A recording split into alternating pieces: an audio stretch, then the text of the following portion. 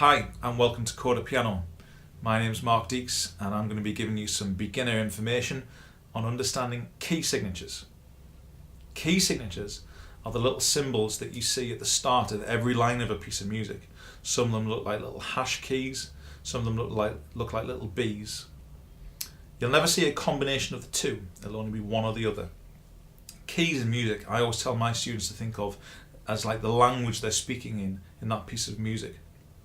And the notes that are available in that key are like the alphabet that would be available in that language. So one language might have a certain set of letters available to it.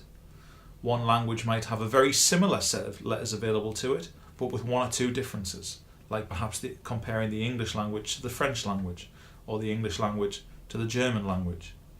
By the time you're comparing English to Russian, you only have one or two that might be the same and lots of differences. And there are keys that are that different as well.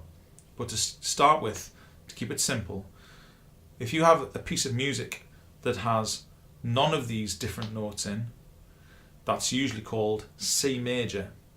There's also a minor key that we could call it as well, but we'll start with the beginners. This is where most piano players start, because C major, having none of these different altered notes in, means that we can play all of the naturals, as they're called, on the piano, which is for a piano player all the white notes. That's where piano players tend to start.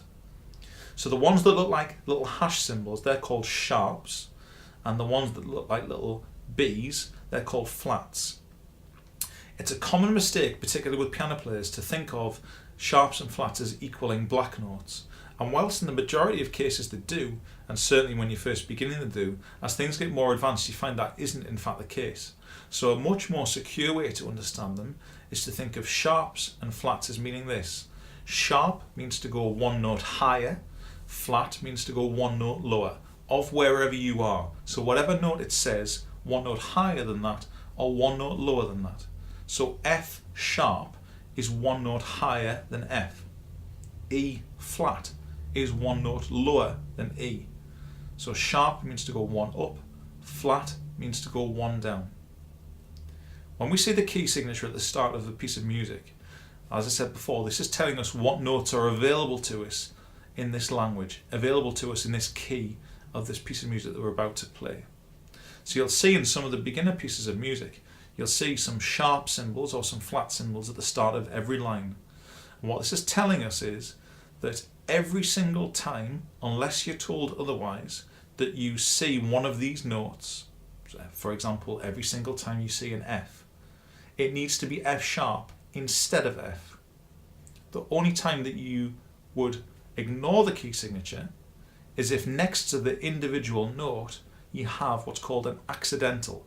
Think of accidentals as temporary changes, temporary breakings of the law, temporary borrowings from another language. So for example, in English we might use the word cafe with a little accent over the E, which we've borrowed from French, but it's only temporary. We don't use it on every other E in the language that we have.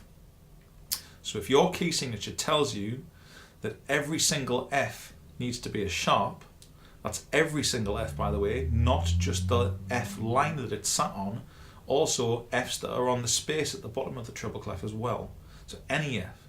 If your piece of music, your key signature says that every F needs to be a sharp, then you must follow that law unless one F in a particular bar has a little natural sign in front of it. And that tells you that you temporarily, just for the purpose of that note, just for the purpose of that bar, because accidentals, they apply for the bar they're in, that F needs to be a natural. But then as soon as you hit a bar line, that turns it back to the law of the key, turns it back to the law of the key signature. So watch out for those in the tunes that you start to play. That's how the beginnings of the basic key signatures work. You might find, for example, in the beginner blues piece, that there are quite a few accidentals in that. That's because that piece of music is written in the key of A, which actually has a few black notes for piano players, a few sharps. That's because that piece of music was written with guitarists in mind.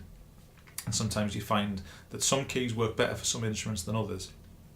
But that's what to watch out for. Whatever it tells you in the key signature, that's the law for that piece of music, unless you have an accidental next to one particular note in a bar. My name is Mark Deeks. Thanks for watching Coda Piano.